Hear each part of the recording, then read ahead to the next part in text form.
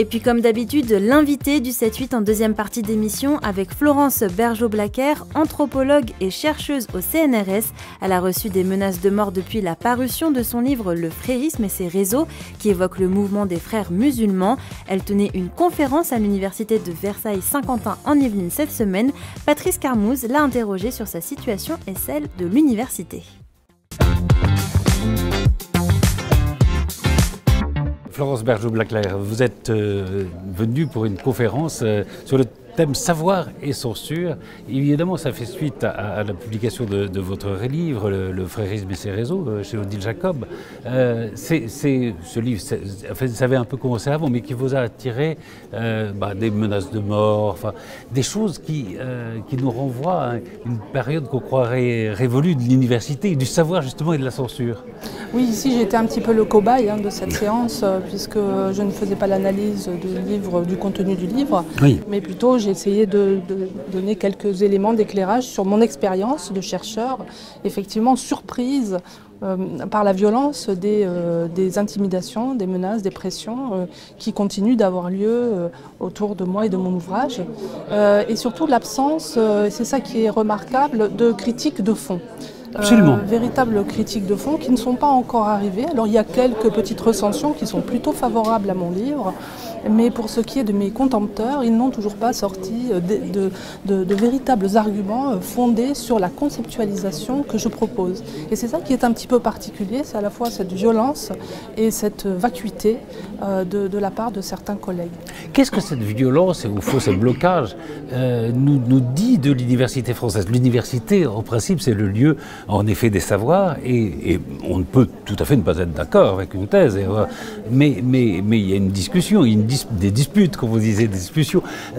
Qu'est-ce que ça dit aujourd'hui, ces blocages de l'université française? L'université est mal en point, pour ne pas dire malade. Alors heureusement, il y a, comme aujourd'hui, des résistants, des gens qui s'interrogent sur ces problèmes de liberté académique. Le problème aussi, c'est que c'est au nom de la liberté académique qu'on veut faire taire des gens comme moi. C'est ça qui est paradoxal, c'est que les ennemis de la liberté d'expression utilisent leur liberté de faire taire d'une certaine manière. C'est ça qui est très particulier.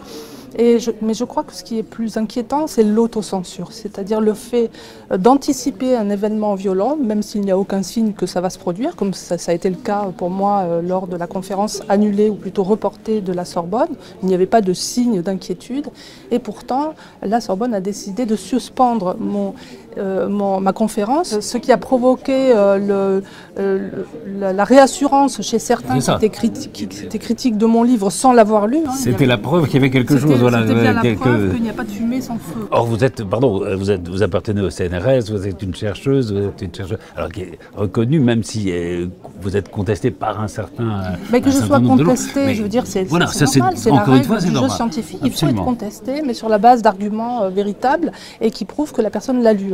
Pas du cherry picking où on prend certains mots sur certaines pages et on dit ah ben voyez elle a dit ça complètement hors contexte. Non, il faut avoir compris ce qu'a voulu faire l'auteur et ensuite en apporter. Ensuite on peut argumenter. C'est comme ça qu'on travaille en sciences. Et tout à l'heure vous avez dit depuis la publication de ce livre, alors votre travail universitaire est quand même devenu extrêmement difficile. Vous ne pouvez pas avoir des étudiants parce que ça gâcherait peut-être leur carrière, parce que le secteur est tenu par une certaine idéologie. Est-ce que vous n'êtes pas aussi victime de ce mouvement comme ça, on dit pas de vague, quoi? Oui, il y a le pas de vaguisme, comme on dit, il y a la lâcheté, mais il y a surtout ce qu'on pourrait appeler l'irresponsabilité. Plus personne ne se sent responsable. La grande machine à produire de la connaissance fonctionne, chacun a son petit salaire à la fin du mois. Les médias s'emparent de certains sujets, en font des choses complètement différentes de ce qui a été produit vraiment dans l'arène universitaire. Et puis ça continue comme ça.